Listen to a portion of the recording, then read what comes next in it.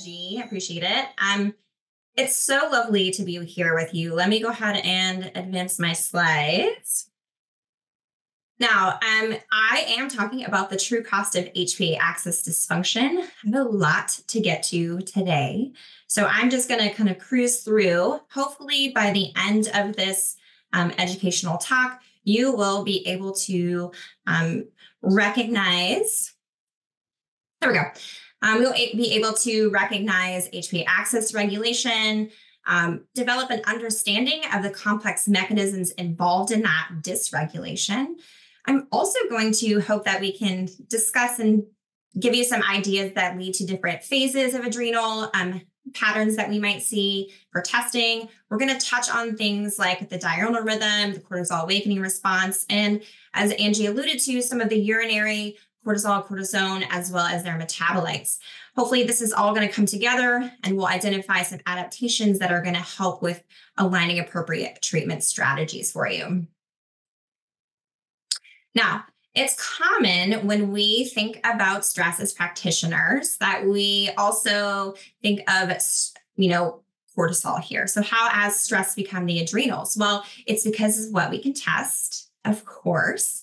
And I think the bigger picture for most practitioners to remember is it is this whole dynamic system, right? And, we're going to talk a little bit, this isn't going to be new information for you guys, but remember that the HPA axis is so much more than just the cortisol output. It actually starts in the hypothalamus, coming down to the anterior pituitary, and then the stimulation of cortisol from the adrenal glands. But what the major thing that we're thinking about when we want to test the adrenals, right, when we're thinking about that, is what are we really trying to understand? Typically, it's the relationship between a stressor and its metabolic effects. I often am thinking about what's the reserve capacity of my patient? How much do they have left in the tank? Can they be pushed, or have they been pushed too much? What about healing? How long might that take? And also maybe even how the acute chronic stress have affected circadian nature of the HPA axis, really looking at those dysfunctional patterns. And most likely, we're always jumping to what therapies can we help increase a person's ability to improve HPA axis mediated functions. Now, when we are looking at cortisol, I also want to remind you that we are looking at a surrogate marker for ACTH, meaning that we are seeing what's happening within the HPA axis itself. So we're seeing that output. Now, this shows that as we have ACTH signaling, we also see an increase in cortisol. And that makes sense as it's going to create its secretion. It goes hand in hand. So we can think about if we see spikes in cortisol, that we also probably have a rise in ACTH, for example, just to really simplify there.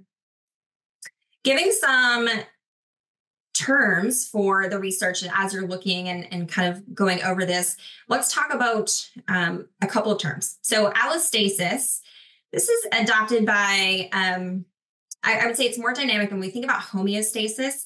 Allostasis just is typically a more dynamic model, thinking about stability through change. So it allows for more fluidity. So allostasis is what we're kind of shooting for in most dynamic systems within the body. Now, allostatic load was coined by researchers McEwen and Stellar, and that's the way of describing the load of stressors upon that biological system, as well as the effort required to respond to those. So essentially, the allostatic load is the cost to reestablish that physiologic integrity after an encounter with a stressor. Now, what I mean by that is the allostatic load is going to actually be things like this, like maintaining effective blood supply, nutrition to the brain and heart and muscles for immediate survival. It's also going to be that increased energy production that we see in glucose and fatty acids from the body stores, so that we can have new available glucose for us. Optimizing energy production so that we can be in the moment for that short-term survival. And then also continuing to think about that, this is what happens over time. We start to get into what's called allostatic overload. So I coined this here as the increased cost, right? This is inflation. We're all kind of thinking about that right now. But allostatic overload is that wear and tear that results from excessive stress or even the inefficient management of allostatic load. So the load that we just talked about over time can actually break down the management system. And that's where we start to see dysfunction. Now, in the HPA axis, remember we just talked about some energy, metabolic energy pathways. So let's use the example of our body's need for glucose when we're responding to acute stressor. So in the immediate, we have that glucose released to the brain and the muscles, and then repeated hits the system over time. You're going to see this down regulation, and that over time will lead to things like insulin sensitivity. Commonly seen in our office will be central adiposity, type 2 diabetes, those types of things. So when we think about the true cost, I encourage you to look at some of the papers that I'm going to talk about in the next few slides. I won't have time to dive into them. They're dense, but they're going to be great for this topic. So here's one from 2020, the impact of stress on energy metabolism. Really, basically, it's talking about allostatic load. It gives you a nice diagram of what I was just discussing as far as glucose leading to hyperglycemia, increased visceral fat, and of course, insulin resistance. Now, this is more complex than that. It's going to go on to tell you about how we have receptors throughout most of our body for cortisol, but also things and genetic markers will come up for CRH and ACTH, and they're in different places than maybe we have even thought about. That's for quick energy needs. But again, they're going to be involved when we have misuse or abuse or that overload over time. You're going to see that these systems actually start to be what's impacted. So the true cost, we also have to broaden our perspective past, cortisol and what's happening in the moment, and maybe even think about stress in a different way. We also understand that chronic stress has an effect on the immune system. Now, in the short term, it is true that cortisol has a anti-inflammatory effect. And in the long term, we see that it produces more chronic inflammation. The more chronic inflammatory cytokines we have, the more we're going to see that stress is going to increase. So patients actually start to get stuck in this feedback loop of more stress and inflammation. Now think about examples of this would be GI inflammation, arthritis, cardiovascular disease, allergies. These individuals are set up for the burden of this biological stress. And so the HPA axis is going to be affected. And when we think about treatment, we also need to be thinking about HPA axis management as also maybe potentially, we've just seen energy regulation and metabolism. So what does diet look like? This is inflammation. Where are areas that we can impact with maybe some natural anti-inflammatories or diet, those types of things. And this article, I love this one. It's also really dense, but it's going to talk about some of the things, that you're going to keep reading about as far as glucose levels and those types of things. It takes it a little bit further. Some of the why, and I love a little bit of the why and how and why we are set up for dysregulation in general. But from an increase in glucose, and whether that is this insulin sensitivity and sensitivity that we have, whether that's actual dysfunction yet, regardless, once we have high levels of blood glucose activity, you're going to find that it's going to put pressure on our mitochondria. So our mitochondria, they actually have their own allostatic load. Once that's overburdened and they kind of get overrun, you'll see that their quality goes down, reactive oxygen species increase, our energy production capacity also goes down. So think about, I definitely think about heart disease, yes, but chronic fatigue and those types of things. And then we also see that the cells themselves are susceptible to changing. You on this little diagram here, we'll see that the mitochondria have these nice little T shapes, and that's normal. And what actually ends up happening is they're not grouped together. The energy isn't efficient. They're in these little separate compartments. Eventually, you're going to find more cell death here. You're going to see some alterations to gene expression, which is why their shape is changing. But what I find the most fascinating is that you're actually seeing the secondary and tertiary outcomes of this are mainly I would say, chronic diseases that we are up against as far as integrative and functional medicine practitioners. And that's elevated blood pressure, cardiovascular disease, diabetes, neurodegenerative processes, physical and cognitive decline. So those are all things that we need to be thinking about when we're thinking about HPA axis, because it's more than just cortisol creation. It's more than just cortisol itself. Another side of the HPA axis is going to be circadian rhythms. So when we have our suprachiasmatic nucleus, I'm going to talk a little bit about that in a different test as we move throughout the test section.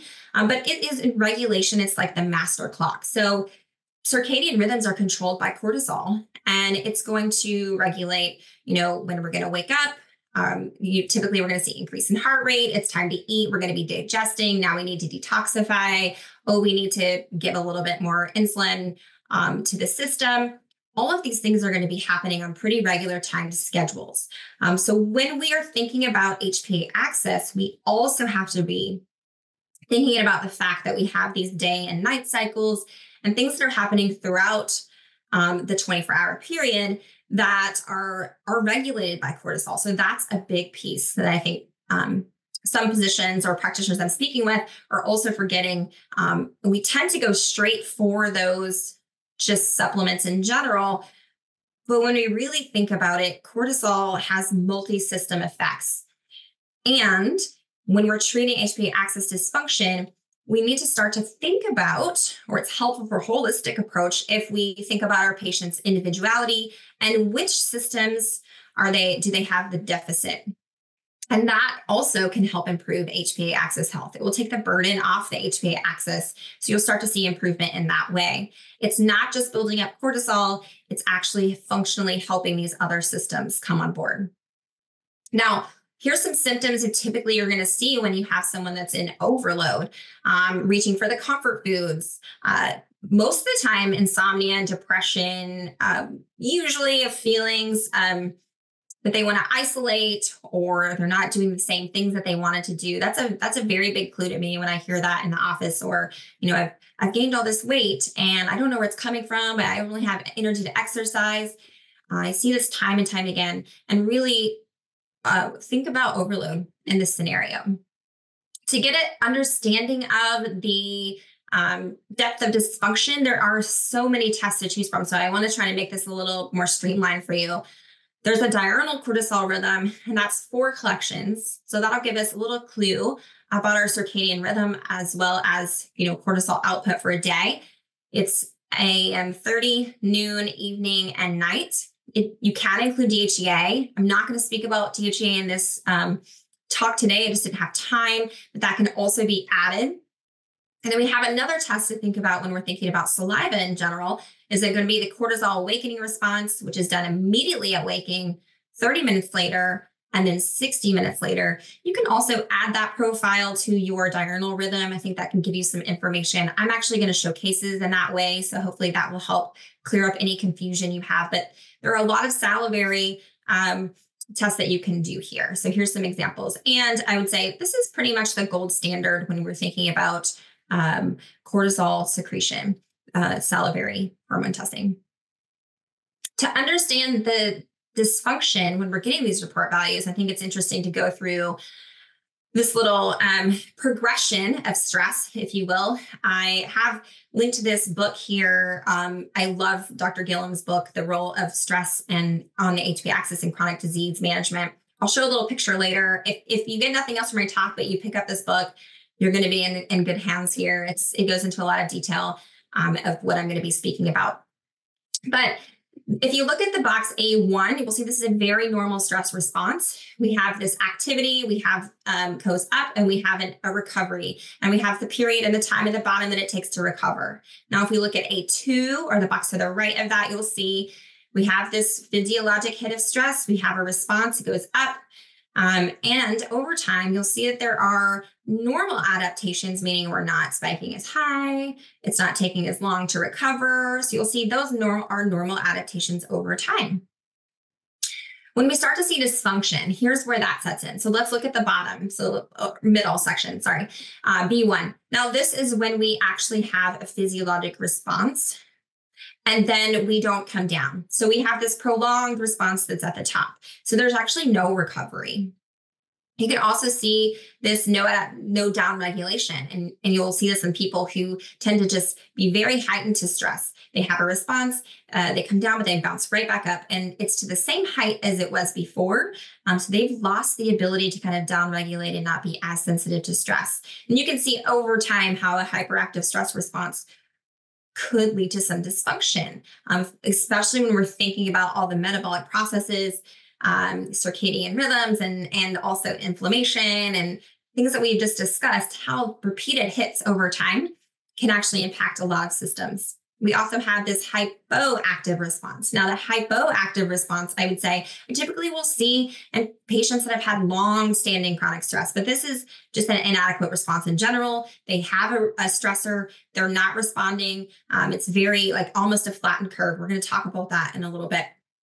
The other thing to see would be this, you typically will see this in maybe a traumatic response where you have this heightened hyperreactive response and then very quickly goes to no response, and the body has kind of downregulated that response and protection mechanism. You'll also see that. There'll be all types of patients that are going to be coming to you with all different life stories that you will have to unwind. And I think taking a good history is going to be pivotal for HPA axis health and you just thinking through cases. For the sake of just simplification, Dr. Zeta has given phases to these patterns. I'm going to show them to you. Phase 0 through 3. Let's look at just a normal diurnal rhythm here. Highest in the morning, falling throughout the day.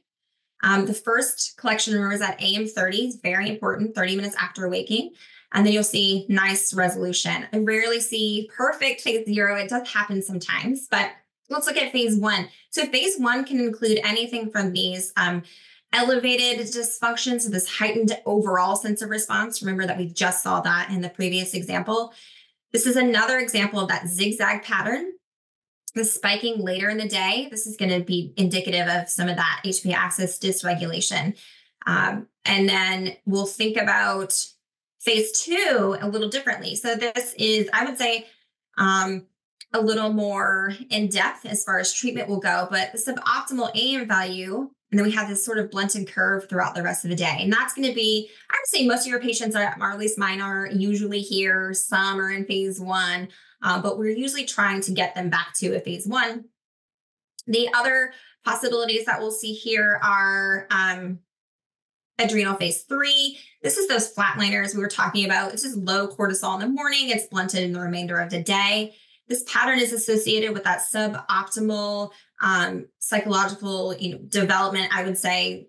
Feelings of just sense of well-being is low in these individuals. You'll be able to spot them usually. However, I do have people that I've tested that seem pretty, I don't have any stress, I'm okay. And we'll get a phase 3 back for them. So it's pretty interesting when you see those correlations. But this is obviously going to maybe take a little bit longer to treat. And that's why we have some phasing for you. Here's a helpful handout. It's on the website. Again, this is just, I would say, the adrenal portion. We have some considerations here for phase 0 all the way to phase 3. And then, of course, the lifestyle modifications, that's where we get into the other areas, circadian rhythms and inflammation and, some of those metabolic markers. That's where your history from your patient is going to come in. But here's, basic general treatment if you need a place to jump off. The other thing I wanted to bring about is, again, this is the book I was talking about before. I love this image. It kind of gives us that we have these life events, deadlines, relationships, those types of things. I would even say like hormonal imbalance and biological stress that's happening here. And then we also have 3 other areas to consider. And most of us do a really good job at those life events and what can be triggering. And, we're kind of thinking about stress in that way. The only thing that I find when I'm at least consulting, and I've been guilty of this in my own practice as well, is kind of leaving out some of the other really important pieces when we're thinking about foundations of health. And that would be, again, glycemic dysregulation, inflammation, and circadian rhythms.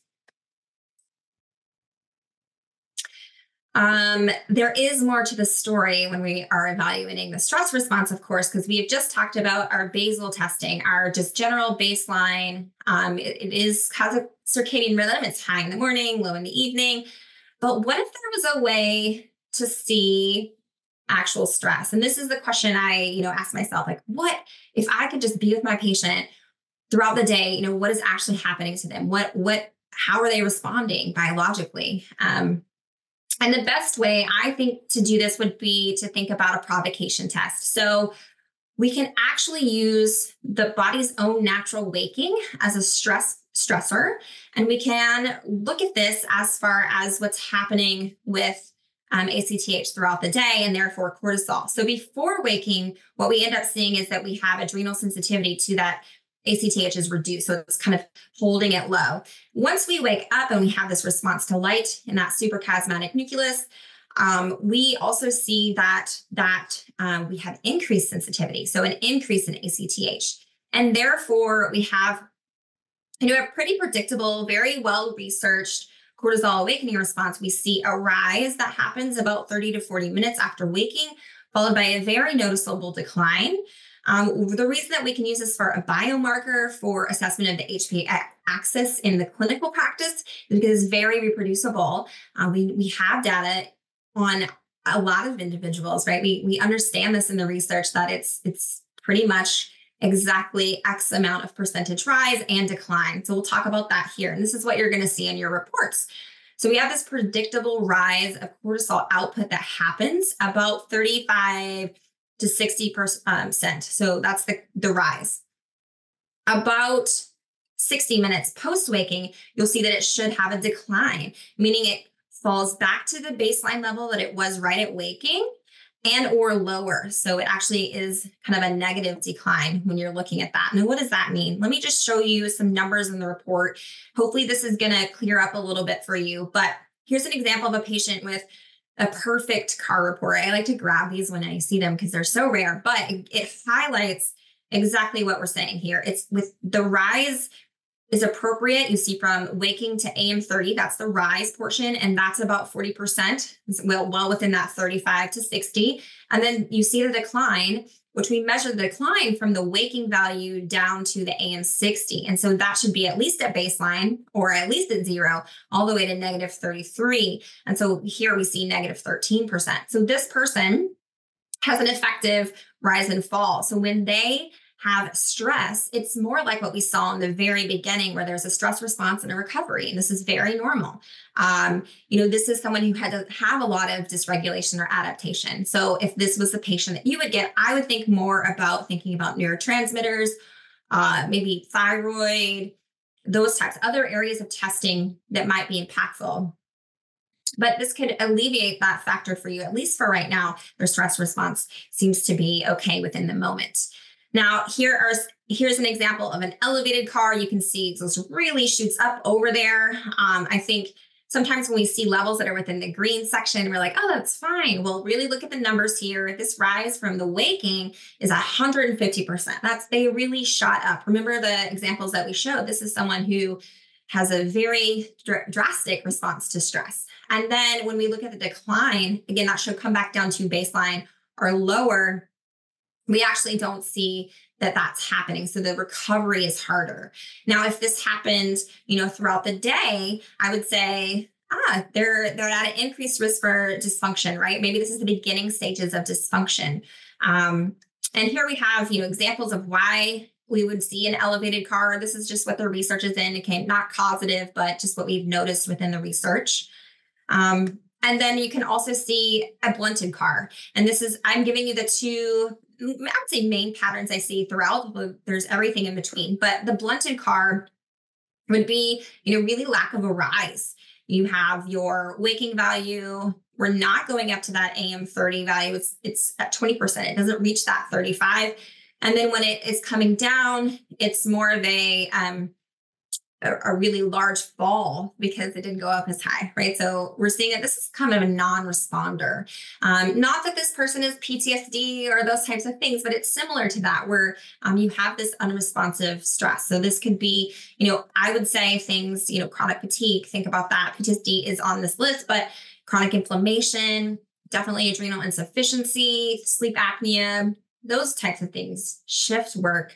You can see how understanding the stress in the moment for your patient can also help figure out what types of treatments that we should be doing. Now, I will say, as a practitioner, doing these tests, it's really important to think about if you're going to do the CAR, which I do think is impactful. And we're going to show you cases in just a minute, but the timing of the test is so crucial. I often will have patients just set out that waking collection tube within arm's reach of the bed. So maybe it's on the bedside table or whatever they have right by their bed. A pen and paper there too, so they can write down as soon as they wake up what time it is, because then they're going to need to get 30 minutes after that and 60 minutes after that. So if they can do those little steps to really set them up for success. So I've learned that if we want an accurate cortisol awakening response, which is why we ordered the test in the beginning, that's going to be really helpful. So I wanted to share that with you before I move into cases. Now, let's look at case one. Here we have Michael. He's a 50-year-old male. I would say, he was account executive for 20 years, lots of stress there. He's a keto diet, doing some intermittent fasting.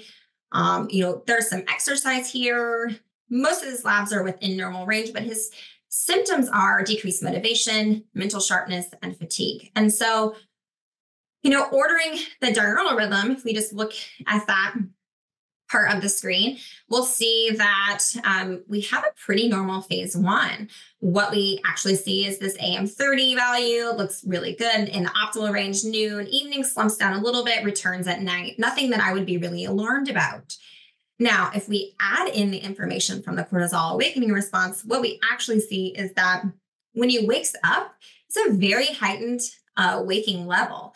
And then we see, I'll show you some numbers here, but then we're going to see that the actual rise doesn't happen. So he's in kind of this under responder, and the decline is low. So we see here that this patient is at, I would think, increased risk of becoming phase two pretty quickly, but also that really high morning value, that waking cortisol value, that could be in relation to blood sugar dysregulation. You'll see cortisol spiking there, especially in the morning for people, especially if they're doing fasting, which we saw. And really it's that cortisol tries to wake up the patient and or just increase blood glucose regulation, and so that they don't have an event. And so sometimes you'll catch that in the morning.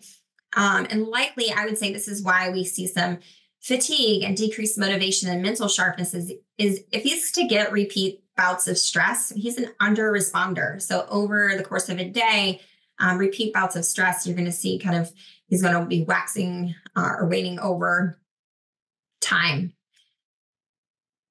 Now, when we're thinking about treatments, we want to address those areas that we talked about in the beginning of the talk. We're going to think about diet and lifestyle. I think keto can be working for, some people. I don't really have a big thought here or there about keto diets for individuals or fasting. What I really want to see is that their health markers aren't being impacted by some of the fasting or diets that they're doing in the negative. And so, continuing the diet and the exercise plan, but also adding in a snack before bed if possible. I think it's really too long of a fast for this patient. So something that has a little bit of protein and maybe even some fats to kind of help carry that on. With supplementation, we're thinking about cortisol. He's pretty much at that diurnal pattern of phase one.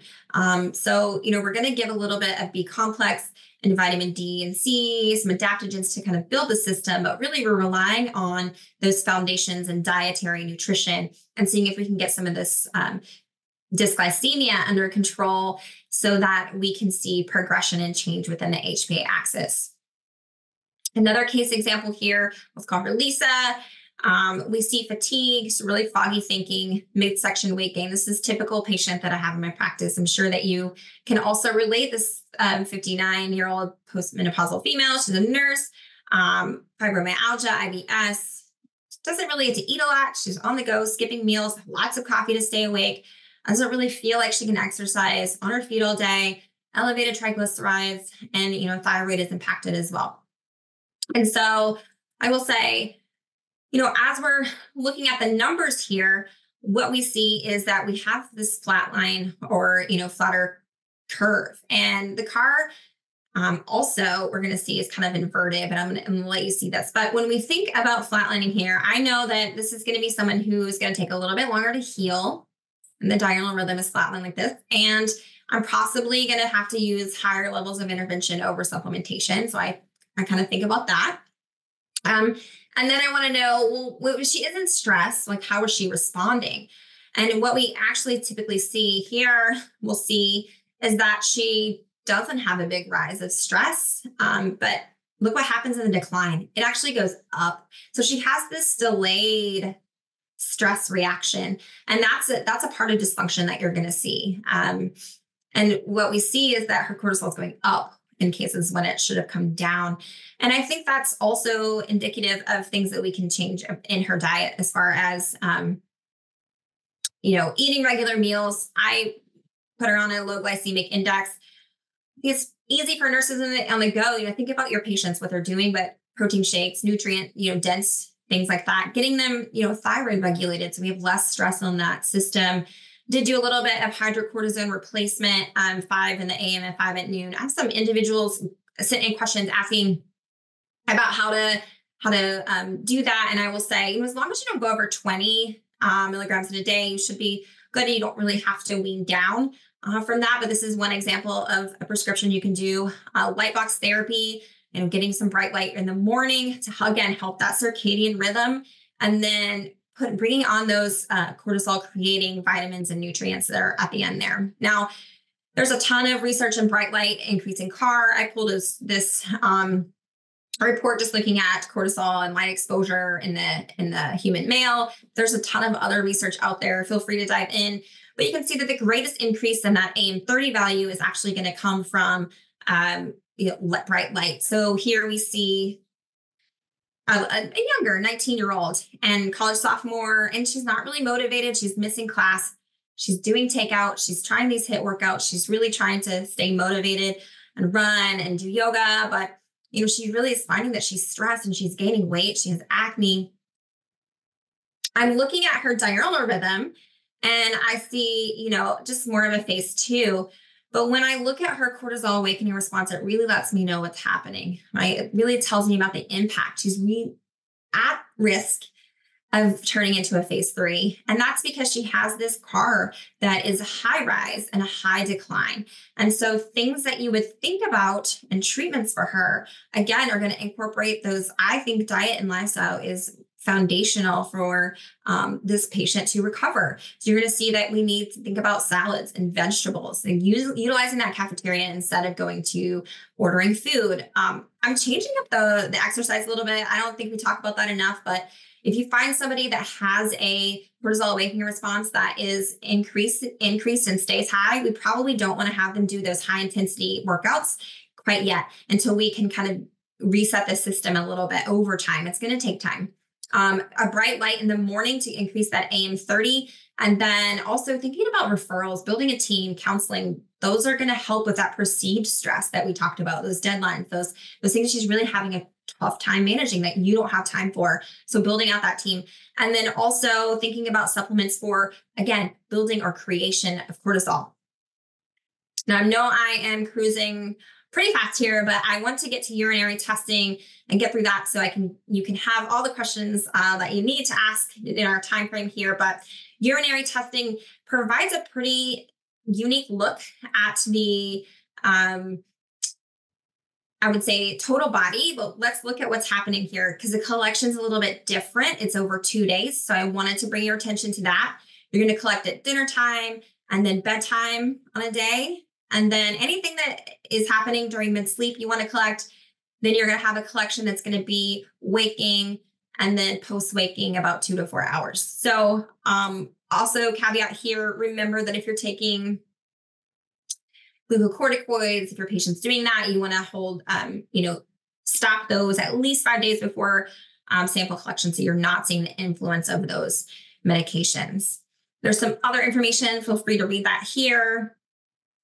What I love about urinary testing is we have these time points, and I'll show you a graph of this, but you're going to see that it gives you information about 2 to 4 hours prior to that time of collection. And I'll point out why that's interesting in just a second. But here it is, because it's available to see what's happening overnight. It's a very unique look at cortisol overnight.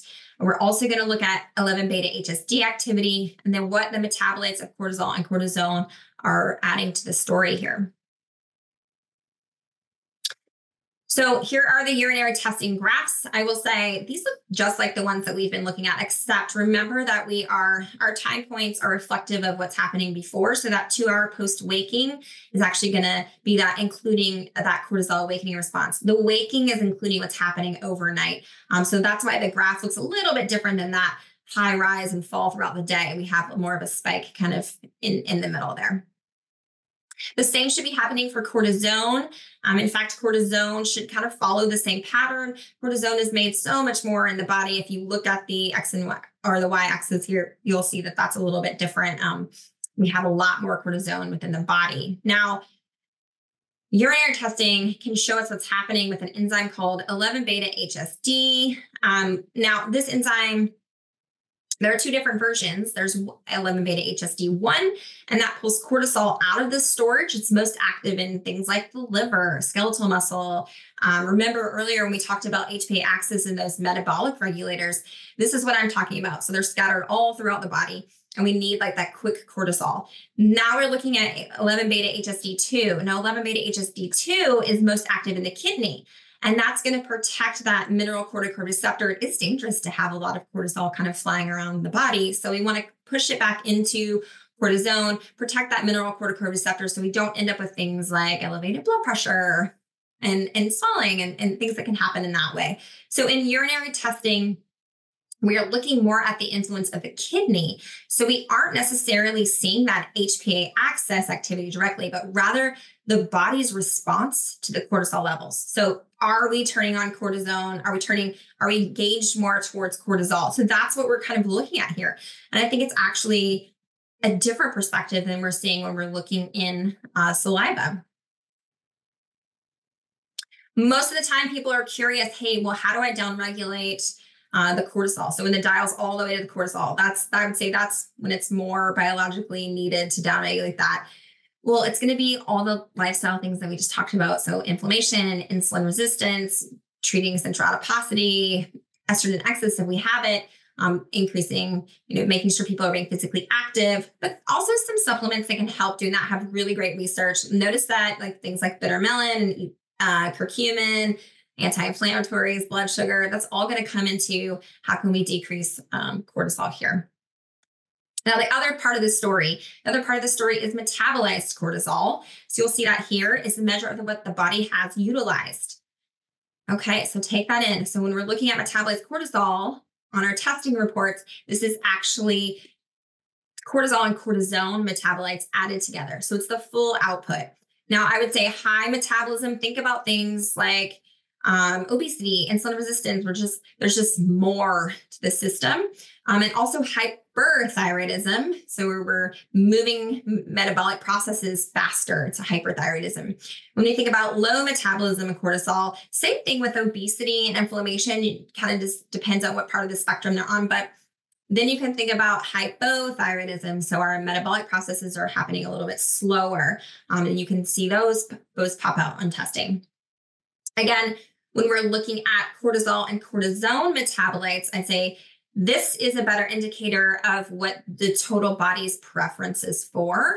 And that's going to be, depending on if this ratio is high or low, it will kind of point to, are we favoring cortisol or are we favoring cortisone?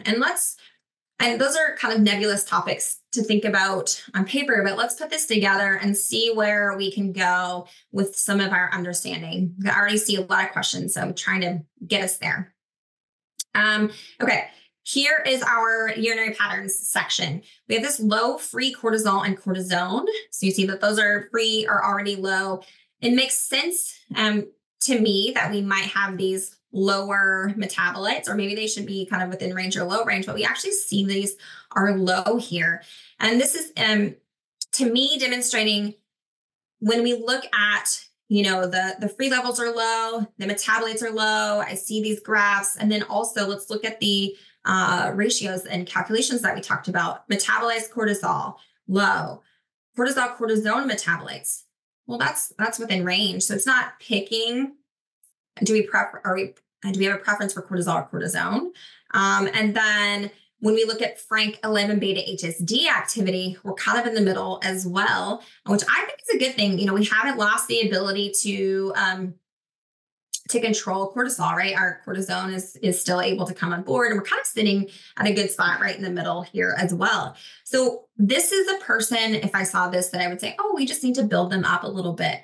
Again, what goes into building them up besides B vitamins and vitamin C is going to be those lifestyle pieces and lifestyle factors that you see. Now, while on this particular test, I don't see anything that's telling me that they've got a ton of inflammation happening. This is just one part of the HUMAP. It's the corticoid section. So there are other parts that maybe would fill in this picture a little bit more, but at least for this section, that is what I would be thinking about. The other pattern that I typically will see is this upper range and high metabolized cortisol with these low or low range free values. So I want to talk about this. So, you see the graphs. They're pretty self-explanatory. The patterns do follow each other. And then now let's look at the calculations. Here we have metabolized cortisol is in the red, so it's abundant. We have a lot of both cortisol and cortisone coming through. When we look at the cortisone metabolites to tell which one it's favoring, at this moment we're at 1. So typically in the green, we haven't passed over into that top 10% or that upper range yellow value yet, but we're riding it. We're pretty close. If it tips over into that yellow, we would think more cortisol. And then again, things that we can do would then, what do we do would be, well, how is our 11 beta HSD activity responding? Here, our 11 beta HSD activity is responding well, but let's say that it was also tipped towards cortisol. Then you would initiate the factors that we talked about before: diet, lifestyle, bitter melon, those types of supplementation that we can use. Okay. And I hope I don't confuse anyone with this last one, but I wanted to include, because honestly, you kind of get everything under the sun when you're dealing with metabolism.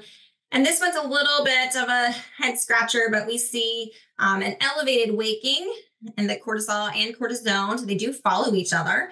And the elevated waking cortisol level, remember, is reflective of what's happening overnight. So kind of trying to figure that out.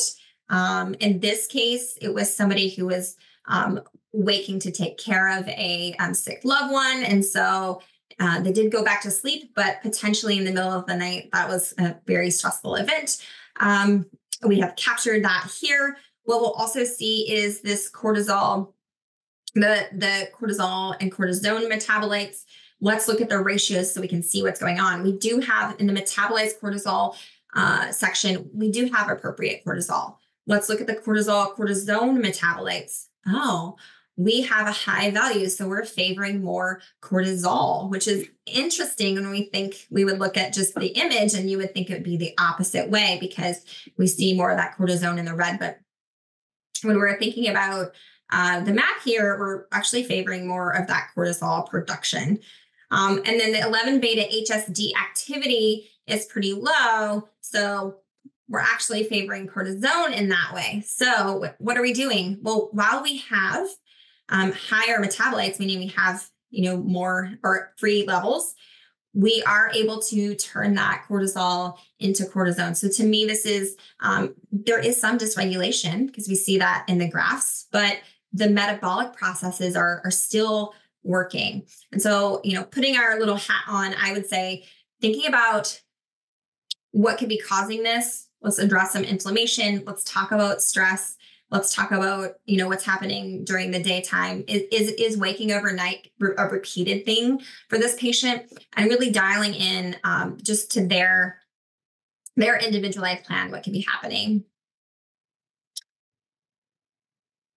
Right. So I just talked about this. The inflammation and hypothyroidism, is that impacting is another question that you're want to ask. So to tie this up with a little bow, because I know I've just given you so much information, salivary testing, there are two options. We have a diurnal cortisol, which is a good basal testing baseline. Think about it that way. It's the gold standard. We'll see, circadian rhythms with this.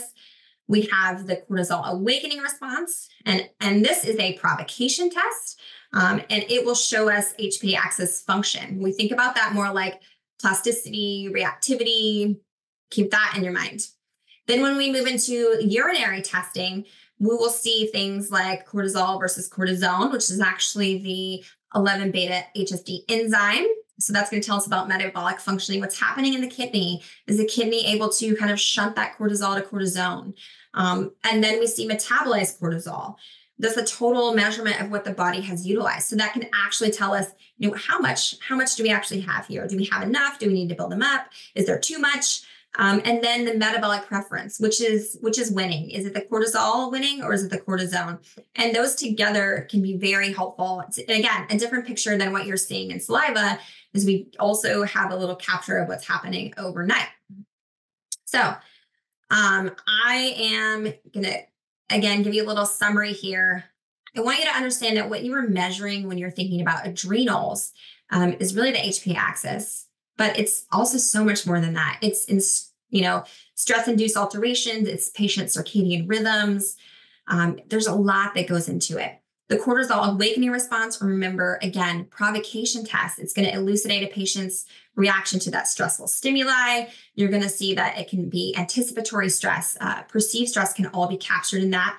Again, timing really crucial, and don't make a mistake. Just make sure it's done right. And then urinary metabolite testing can show us what's happening internally inside the body. And lastly, I'm going to say that, treatment for the HPA axis needs to expand from just adrenal supplementation. We're going to address circadian rhythms, inflammation, hyper and hypoglycemia, mitochondrial health, as well as perceived stress. It's honestly a multi-system approach, and it's more a holistic approach than just the adrenals. So I hope you have found some clinical pearls today. And I think I have time for questions if there are any.